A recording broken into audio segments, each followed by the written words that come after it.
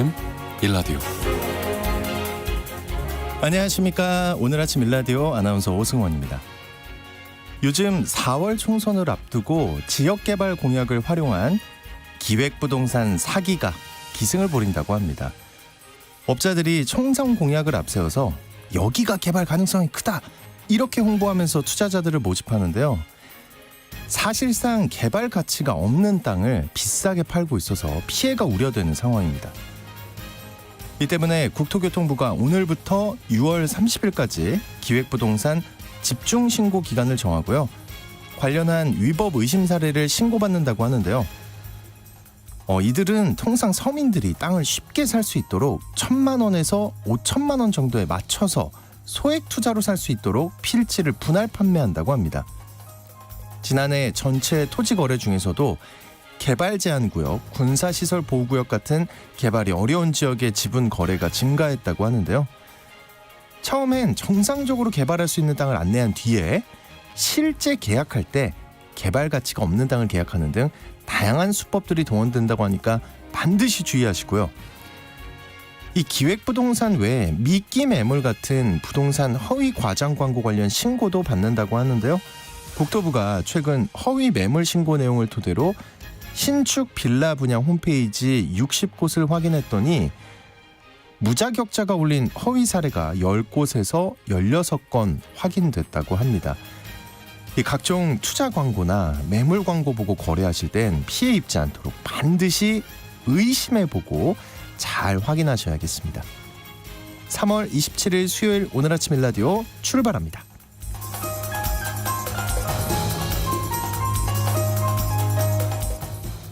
오늘 아침 일라디오 이 시간은 물론 KBS 일라디오의 모든 프로그램은 유튜브 KBS 일라디오 공식 채널이나 모바일 콩 어플리케이션을 통해 실시간으로 함께하실 수 있습니다. 수요일입니다. 농수산 뉴스 모아서 전해드리고요. 마케팅 아이디 업 시간에는 고객을 유지하는 리텐션 마케팅에 대해 살펴보겠습니다. 그리고 오늘 장수직업 시간에는요. 조만간 기업 채용 때 서류 전형에서 무려 자기소개서가 사라질 거라고 하는데 이거 어떤 얘기인지 살펴보겠습니다. 그리고 오늘 퀴즈 있습니다. 농수산식품유통공사가 직수입을 해서 수입 과일들을 마트에 할인가로 공급하기 시작했는데요. 이 직수입 과일들이 여름 햇사과가 나오기 전까지 사과 대체 품목 역할을 해줄 거라고 합니다. 이 직수입 과일 중에 이것은 귤과 비슷하고요. 비타민C가 풍부한데요. 주스로 많이 마시죠.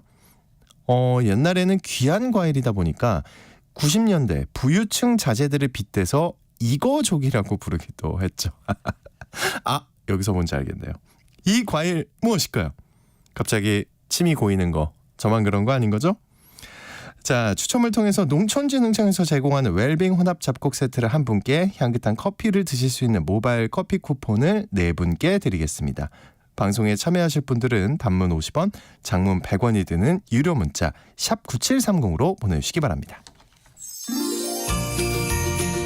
유익한 정보와 살아있는 이야기가 있습니다. KBS 오늘 아침 일라디오.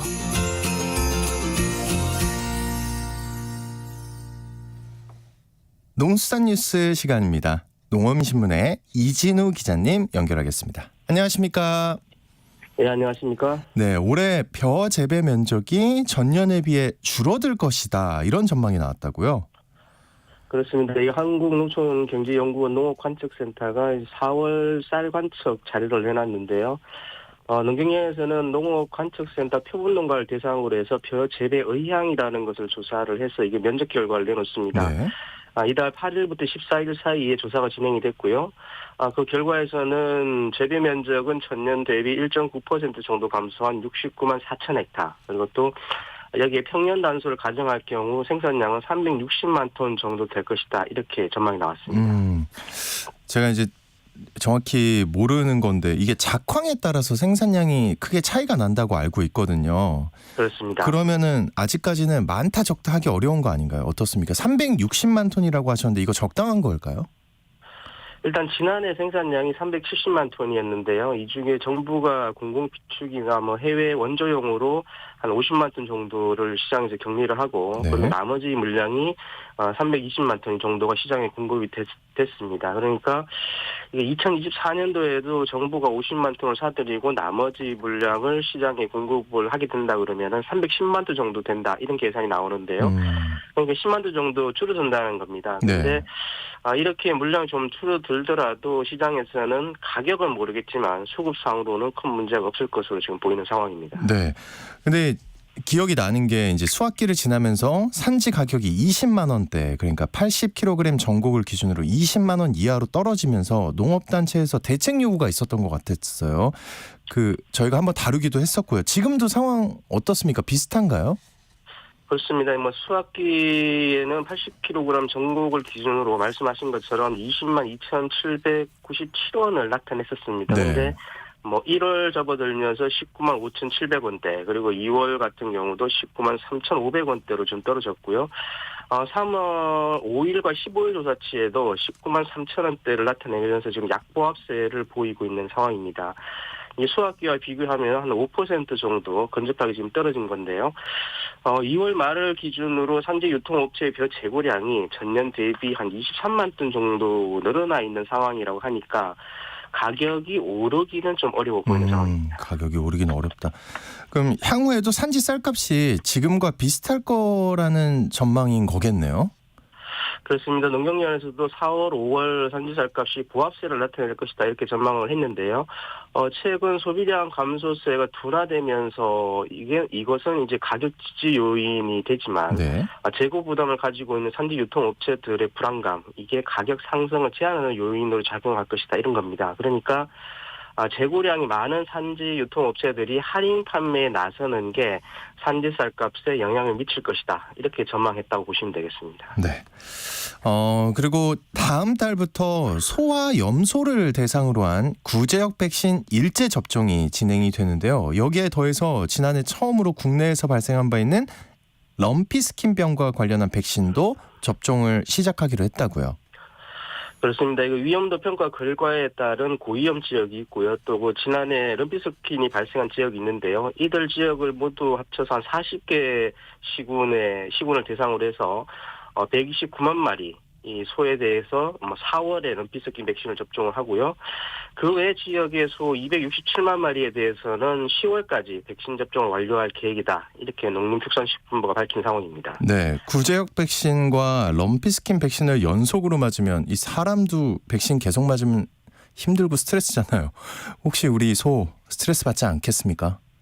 그렇습니다. 이거 백신을 맞고 항체가 형성되는 과정에서는 사람도 마찬가지고 이제 소도 스트레스를 받습니다. 네. 심하면은 유사산이나 죽기도 하는데요. 아이고. 그래서 지난해부터 이제 구제역 백신과 럼피스킨 백신을 동시에 하는 것에 대해서 농가들에서는 부담이 좀 컸다고 이야기가 있었고요.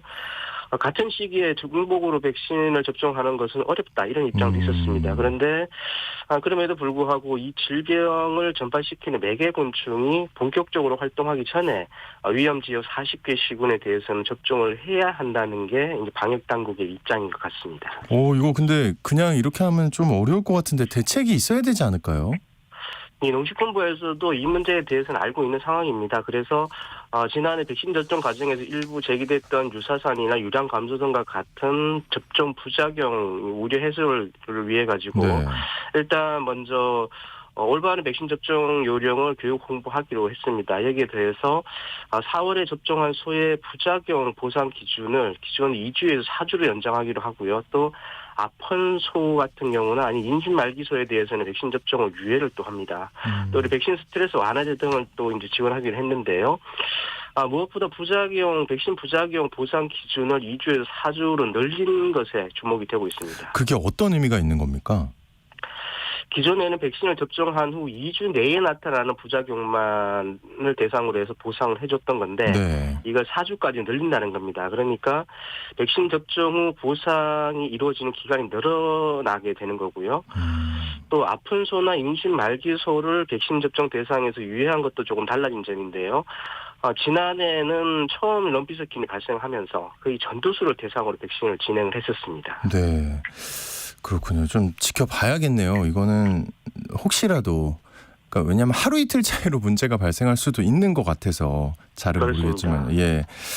또 임업용으로 사용하는 기기 중에 임업용 예불기라는 게 있는데 이게 면세유 적용 대상으로 추가된다고요. 그렇습니다. 이게 명칭이 좀 긴데요. 네. 농축산 임어업용 기자재 및 석유류에 대한 부가가치세 영세율 및 면세 적용 등에 관한 특례 규정 시행 규칙. 와. 이게 내달 1일부터 개정 시행이 됩니다. 그래서 임업용 면세유류 공급 대상으로 임업용 예불기가 추가가 된다고 산림청이 밝혔는데요.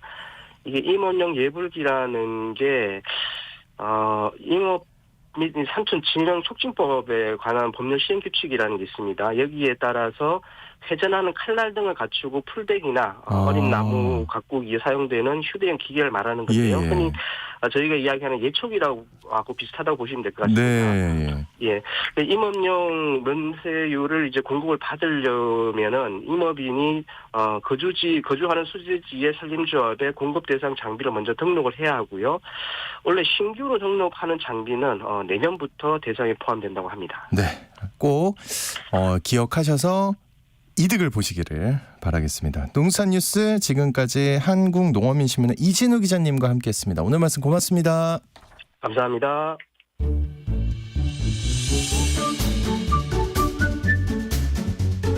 아침을 여는 기분 좋은 습관. KBS 오늘 아침 1라디오.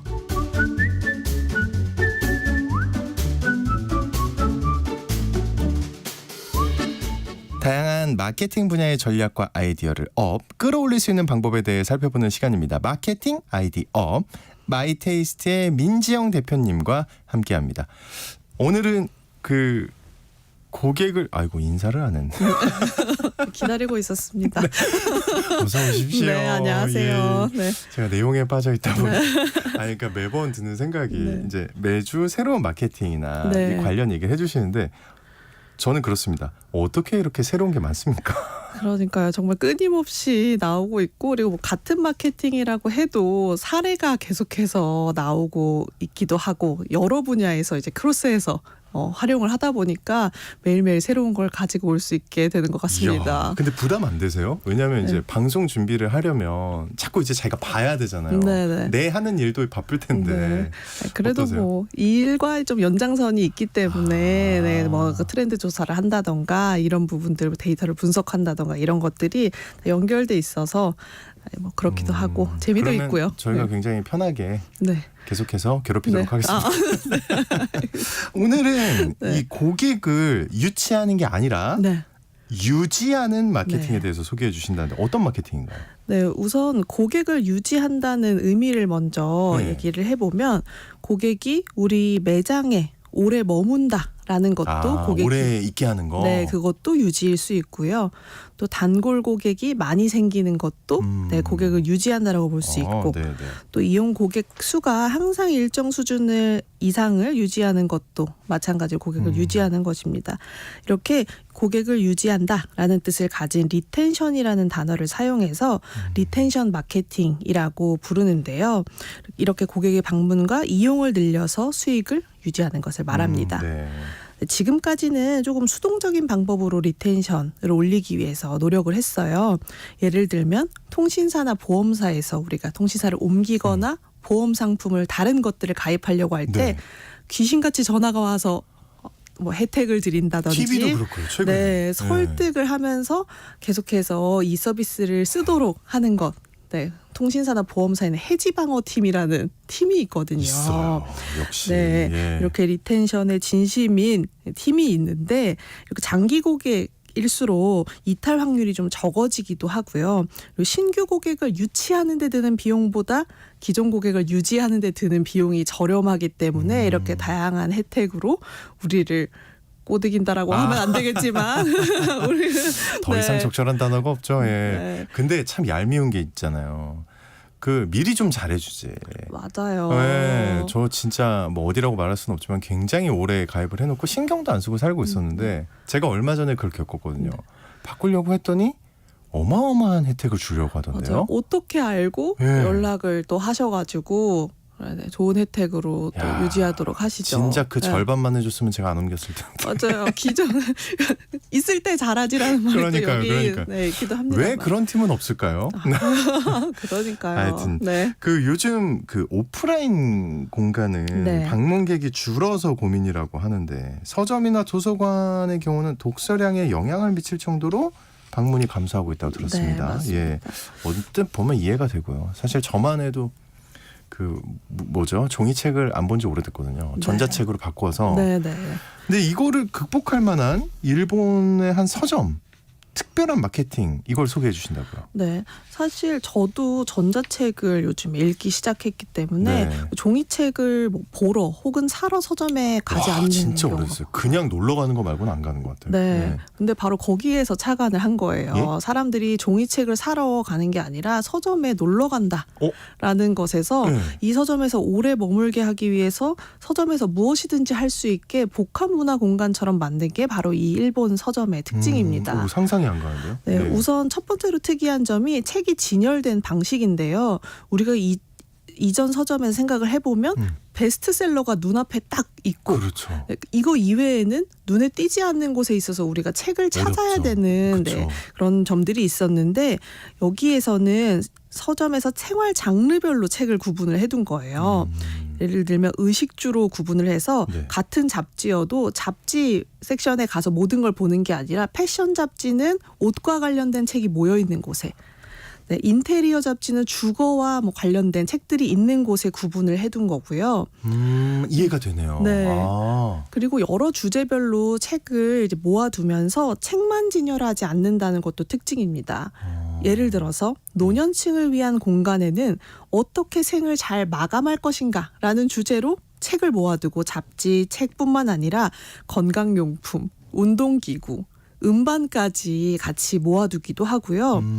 요리책 옆에는 요리 도구와 밀키트를 같이 모아두기도 하고 네, 가드닝 책 옆에는 화분, 또 정원 관리 도구, 씨앗까지 같이 둬서 뭐 원스톱 쇼핑이라고 괜찮네요. 해도 네, 될 정도로 이게 생각보다 책 찾기가 어렵거든요. 맞아요. 예. 사실은 우리가 서점에 방문할 때 물론 그냥 가서 요즘 인기 있는 책이 뭐지라고 생각하기도 하지만 사고 싶은 책을 머릿속에 가지고 가는 경우들이 있잖아요. 그렇죠. 리스트를 딱 만들어가지고. 네, 그래서 이 주제별로 책들이 모여 있고 그 옆에 이 주제와 관련된 다른 쇼핑 아이템들이 있으니까 매출도 올리고 이 안에서 계속 하루를 보낼 수 있을 정도라고 하더라고요. 네네네. 네, 그래서 서점 안에 카페나 레스토랑까지 만들어둬서 레스토랑까지요? 네, 서점 카페까지는 이해하는데. 맞아요. 예. 그래서 밥도 먹고 물건도 사고 커피도 마시면서 책도 읽어라 이런 식으로. 아 잠깐만요. 그러면 이 책방 특유의 책 냄새가 좀 약해지지 않을까요? 아, 그러니까요. 그래서 저도 사실은 제가 이번 주말에 일본에 가서 이 서점에 이제 방문을 봤어요? 했었는데 딱 봤을 때 거의 그 서점이 3개층을 사용하고 있더라고요. 엄청 크군요. 건물에서. 예. 그런데 뭐 책 냄새가 나고 이런 거라기보단 정말 층마다 다른 컨셉으로 구경을 하고 뭐 카페에 앉아서 책도 읽을 수 있게 그냥 신간을 읽을 수 맞아요. 있어요? 구매하지 않고도 읽을 수 있게 해줘서 그냥 정말 즐기러 가는 곳이다. 서점이라는 느낌이 안 들 정도로. 근데 이익이 나나요? 그렇다고 하더라고요. 굉장하네요. 네, 네. 여러 가지 제품들도 판매하고 일단 고객들이 많이 방문을 하기 때문에 어떤 것이든지 이제 매출에 하긴 사실은 거기를 방문할 정도면 어쨌든 그 내가 100% 책 살 용의는 없을 수도 네. 있지만 가능성이 있는 거잖아요. 맞아요. 그쵸? 관심이 있어서 그쵸, 방문을 그쵸. 하는 거기 때문에 그래서 뭐 일본 전역에 이 서점의 체인들이 모두 다 다른 컨셉으로 또 운영이 되고 있다고 하니까 또 한 방문하는 번쯤, 재미가 있네요. 네, 방문을 생각해 보시는 것도 좋을 것 같습니다. 그렇군요. 아 근데 국내 도서관도 이 방문객이 오래 머물 수 있도록 다양한 노력을 한다고 들었는데 어떤 노력을 하나요? 네, 그 도서관에 방문을 하지 않는다는 건 우리 스스로도 느끼고 있을 정도인데 예, 진짜 오래됐어요. 네, 통계청의 조사에 따르면 1년 동안 책을 한 권 이상 읽은 성인의 비율이 47.5%라고 한 하더라고요. 권 이상 읽은 사람이 네, 그래서 정부 차원에서도 국민들의 독서량 증진을 위해서 노력을 하고 있는데요. 의정부에서 굉장히 재미있는 도서관을 하나 만들었어요. 이게 음악 도서관인데 의정부 시민뿐만 아니라 뭐 전국에 있는 지역 구민들이 와서 이 공간을 즐긴다고 합니다. 네. 그래서 이 공간은 책만 대여하는 게 아니라 CD나 LP를 대여할 수도 있고요. 요즘엔 정말 아이디어 구매하기 좋네요. 예, 힘들잖아요. 맞죠. 예. 그래서 클래식뿐만 아니라 국악, 가요, 오페라, 힙합까지 다양한 음악을 감상할 수 있는 음악 감상실도 있고 네, 자동으로 연주되는 그랜드 피아노까지 체험할 이야. 거리가 많은 예, 도서관이라고 예. 합니다. 그래서 후기들을 보면은 의정부 시민이어서 간 게 아니다. 전국에서 네, 온 분들이 이 많고. 정도면 갈만하죠. 네, 예. 근데 또 저희가 얘기하는 게 리텐션이잖아요. 고객 유지. 음반을 대여하면 반납하러 꼭 다시 와야 되기 때문에 세상에. 네, 꼭 2번 이상은 방문을 해야 되는 장치가 되는 것 같습니다. 야, 저라면 이 도서관 옆에 카페를 차립니다. 기대하겠습니다. 아니요. 안 됩니다. 저는 안 돼요. 그리고 한국인 하면은 또 네. 예, 절대 우리의 뭐 개성이라고 봅니다. 빨리빨리. 네, 예. 맞습니다. 시간이 민감하잖아요. 네. 그래서 신속한 서비스를 내세우는 기업도 많고요. 근데 한 식당이 2시간 가까이 되는 대기 시간을 활용해서 네. 고객을 늘렸어요. 이거 어떻게 가능합니까? 대기 시간이 맞습니다. 2시간인데 저 같으면 안 가는데. 그러니까요. 저도 사실 저못 대기 시간이 기다려요. 길면 안 가고 실제로도 아무리 맛집이어도 대기 시간에 따라 방문 여부를 결정하기도 하고 네. 맛에 대한 기대치가 너무 높아지기 때문에 또 실망하는 고객들이 생기기 마련이거든요. 근데 그렇다고 대기 시간을 줄이려고 서비스를 좀 덜한다 그러면 고객의 불편감이 아하, 커지고요. 그쵸, 그쵸. 예. 그래서 이 식당에서는 대기 시간을 어떻게 활용할 것인가를 고민을 했다고 합니다. 근데 한 허거 체인점의 사례인데 젊은 층한테 인기가 많아졌잖아요. 마라탕이나 이런 것 야, 때문에. 대단하더라고요. 네. 그리고 그게 쉽게 사그라들지 않던데요. 그러니까 몇 네. 년째 지금 그러니까요. 인기가 계속되는데 여기에서 2시간까지 늘어난 이 대기 시간을 대기 공간에 뭐 음료수나 간식을 비치해 두는 건 뭐 당연하고요. 예, 예. 액세서리나 안경을 세척할 수 있는 기계들을 기가 놔두고 막히네요. 네, 와. 네일 아트 할 수 있는 공간을 만들어 두기도 하고요. 네, 그리고 사진 인화하는 서비스까지 이 대기 공간에 만들어 놔서 고객들이 시간을 모르고 무언가 할 것을 만들어 둔 게 세상에. 특징입니다. 네네네. 네, 그리고 또 한 가지 아이디어가 식당에 입장을 했을 때 할인 이벤트가 하나 있거든요. 근데 이게 1시간 이내에 식사를 완료하면 20% 할인을 해주는 이벤트예요. 이분 천재네요. 그러니까 사실은 네. 이 식당이 이제 뷔페식으로 돼 있어서 아무래도 식사 시간이 길어지기 마련인데 1시간 이내로 식사를 하고 나가시게 되면 20% 할인을 해준다라는 전 포기합니다. 네. 할인을 포기하겠습니다. 저랑.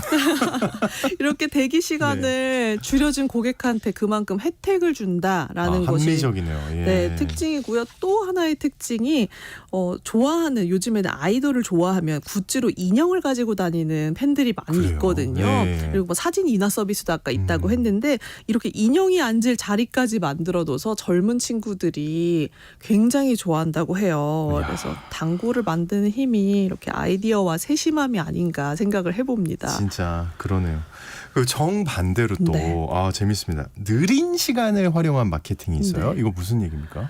우리가 카페에 가면 우선 커피를 주문하고 네. 커피가 나올 때까지 보통 얼마나 걸린다고 생각하세요? 글쎄요. 한 10분 정도? 저는 그 정도 기대하는데. 네. 근데 만약에 테이크아웃 전문점이다라고 하면 5분 이내에 나오는 5분? 경우도 많고요. 사실 그럼요. 그래야죠. 네, 그렇게 기다리지 않는 경우도 있는데 카페나 이제 식당에서 사람들을 기다리지 않게 하려면 사실 빨리빨리 그 제품을 제공을 해야 되는 게 먼저거든요.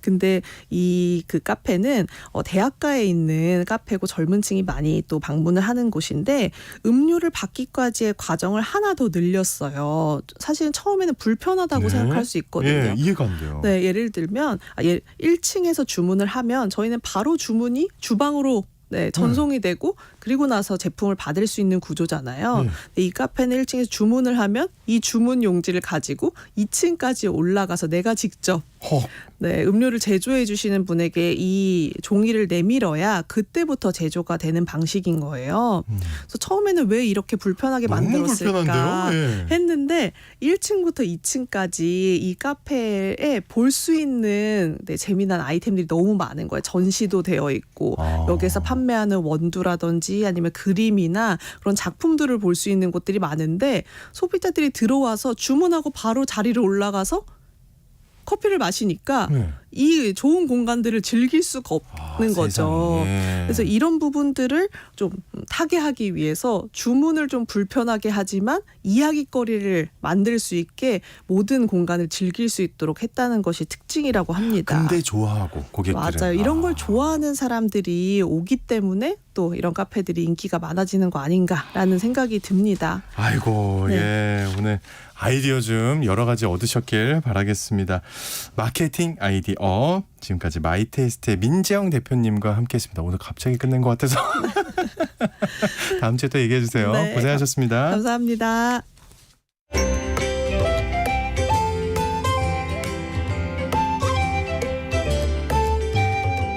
상쾌한 하루의 시작. KBS 오늘 아침 1라디오. 직장은 나와도 평생 직업이 필요한 시대를 위한 장수 직업 시간입니다. 취업을 위한 첫 관문 하면 바로 서류 전형이죠. 근데 이 서류 전형에서 이력서와 자기소개서, 여러분 모두를 힘들게 했던 이걸 무조건 제출해야 했는데 조만간 기업체 형태 서류 전형에서 자기소개서가 사라질 것이라는 전망이 나왔다고 합니다. 오늘은 이 자기소개서에 대해서 살펴보겠습니다. 커리어 비전의 최진희 대표님 나오셨습니다. 어서 오십시오. 네, 안녕하세요. 우리 축구를 좋아하는 최진희 대표님, 좀 기분이 좋으셨겠어요? 네, 어제 너무 행복하게 잤습니다. 첫 골 네네. 들어가고 네네네. 손흥민과 이강인이 포옹했을 때 네, 너무 눈물 흘렸습니까? 눈물이 흘릴 뻔했어요. 너무 감격적이었습니다. 네, 그랬을 것 같다는 생각이 들었습니다. 네. 저는 그때 최진희 대표님이 떠올랐어요. 어쨌든 오늘 이거 진짜예요? 자기소개서가 사라집니까?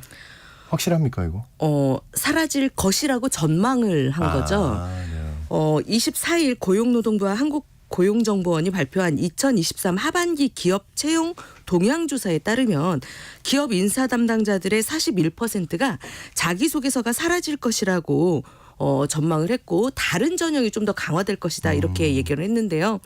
그 이유가 자기소개서의 신뢰성이 좀 떨어졌기 때문입니다. 요새 이제 챗 GPT가 나오지 역시. 않습니까? 네. 챗 GPT를 통해서 자기소개서를 쓰다 보니까 이게 얘가 쓴 건지 챗 GPT가 쓴 건지 가려내기가 너무 힘든 거예요. 네네. 사실 저도 그런 그 자기소개서 평가를 갖고 있는데 이게 애매모호한 거예요. 사람이 쓰기에는 아닌 것 같은데, 그렇다고 AI가 쓰기엔 너무 잘 쓴 것 같기도 하고. 지금 제 기분이 어떤지 아세요? 네. 굉장히 통쾌합니다. 그렇게 우리를 괴롭히더니 네네네네. 인사 담당자들 챗 GPT한테는 안 되는구나. 네. 아주 통쾌합니다. 그렇죠. 그런데 이제 또 네. 인사 담당자 입장에서는 가만히 두고 볼 수만은 없는 거죠.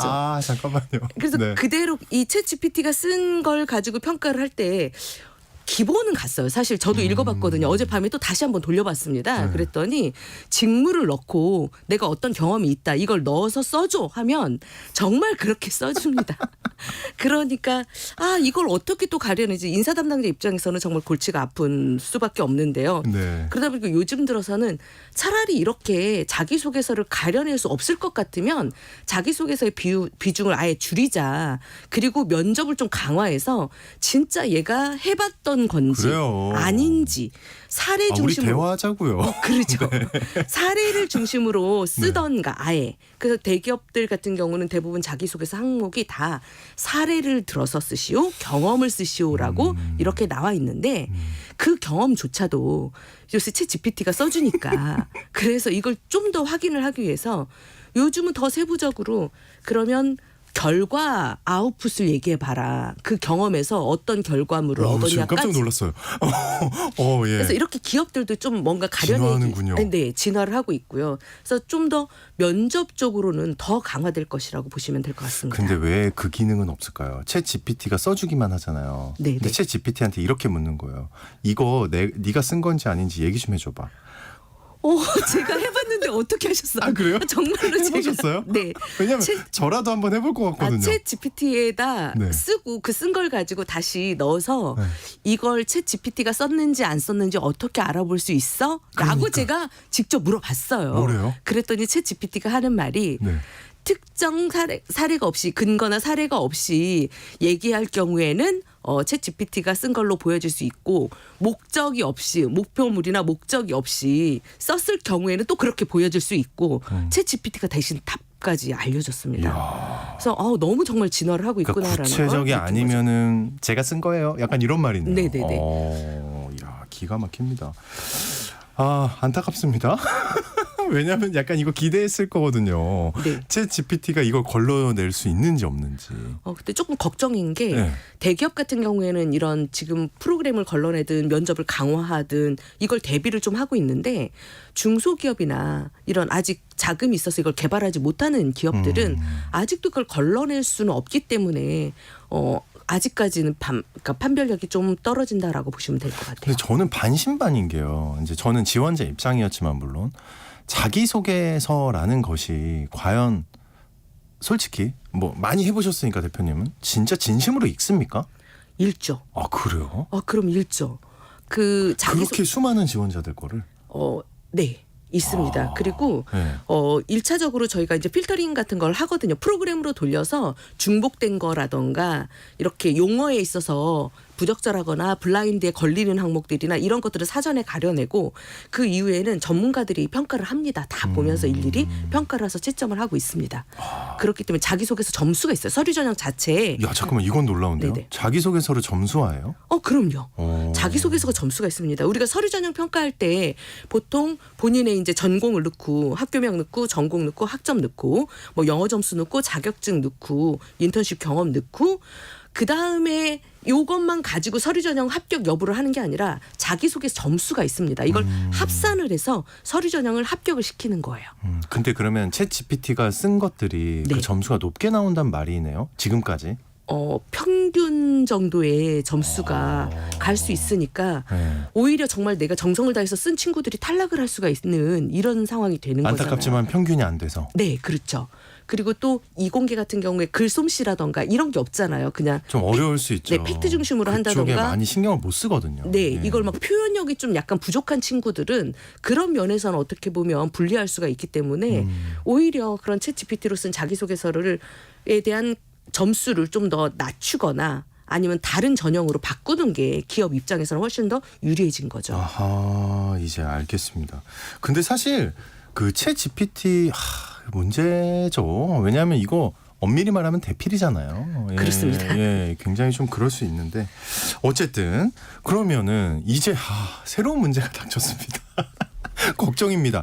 자기소개서 비중을 줄이면 특히 이공계 학생 같은 경우에 다른 걸로 대체된다고 했잖아요. 기업이 다른 거를 할 거라고. 네.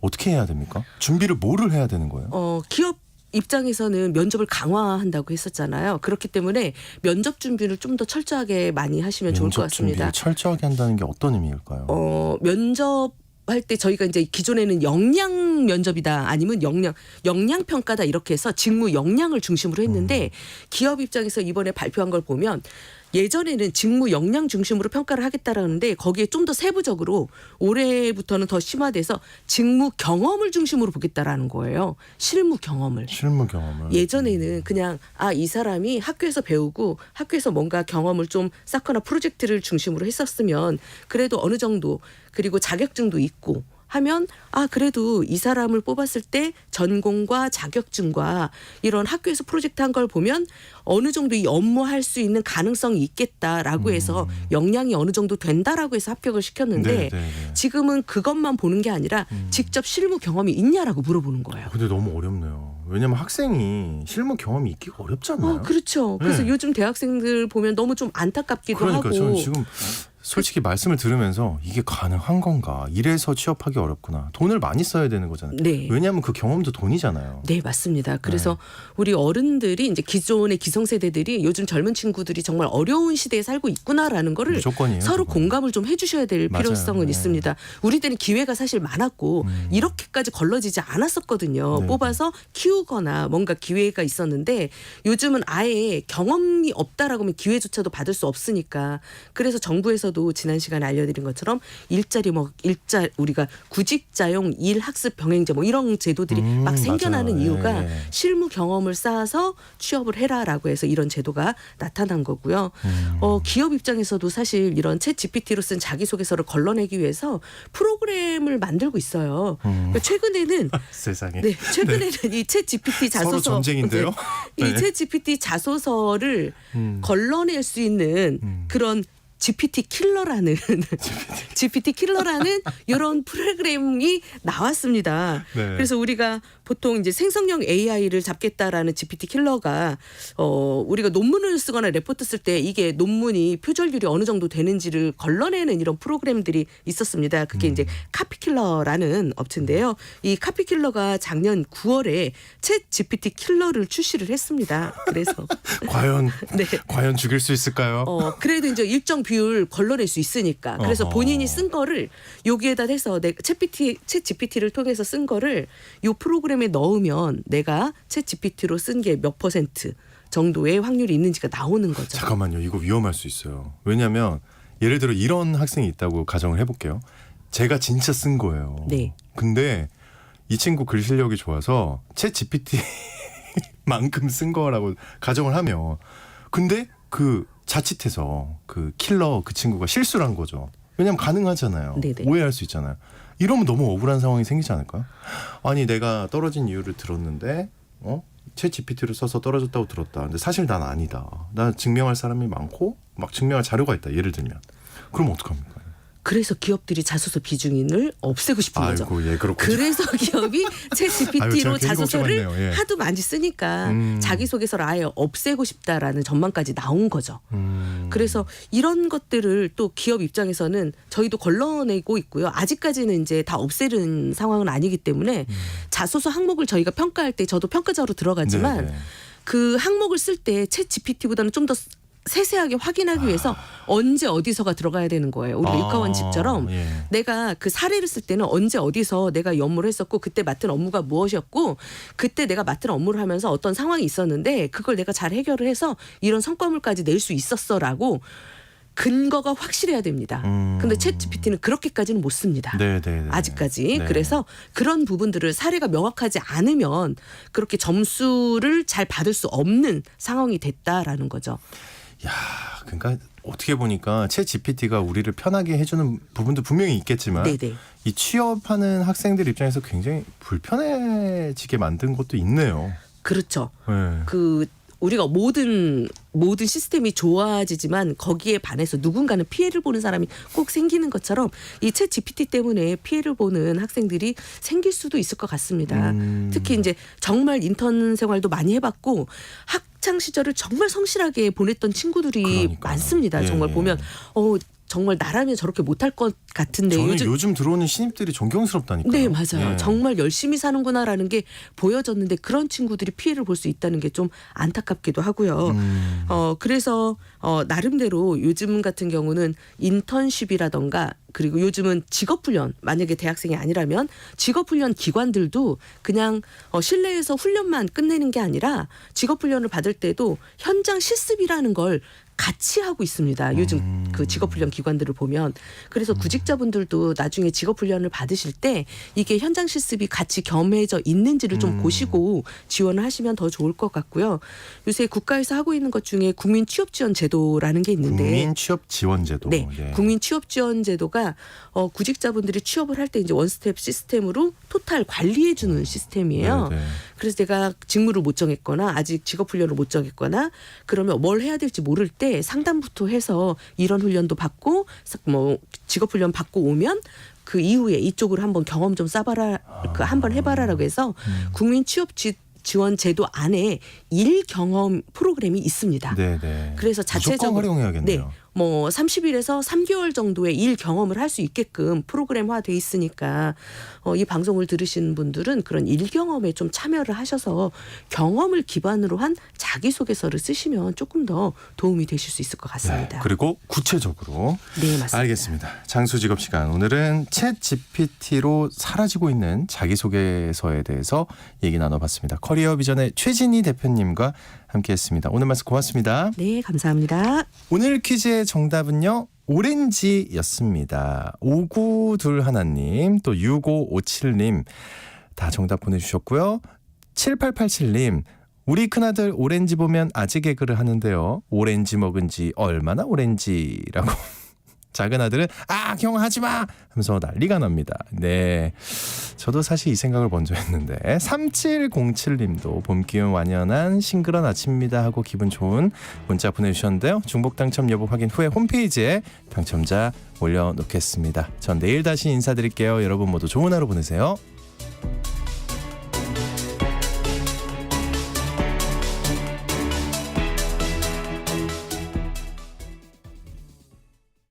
여보, 올해 공익직불금 신청이 2월 1일부터 4월 30일까지래요. 2월 1일부터 2월 29일까지는 지난해와 변동사항이 없는 농업인을 대상으로 휴대폰으로 신청하도록 문자가 온다고 하네요. 안내 문자를 받지 못했거나 신청을 못했으면 어떡해요?